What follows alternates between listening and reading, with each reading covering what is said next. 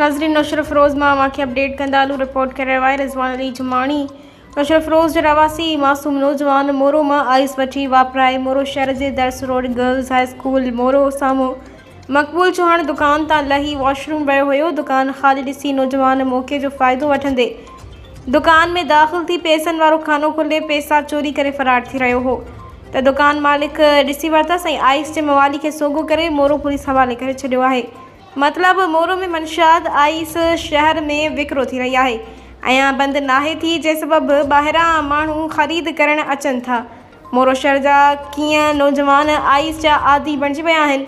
नशो वापरण करे शहर में नंढियूं वॾियूं चोरियूं करे नशो वापराईंदा।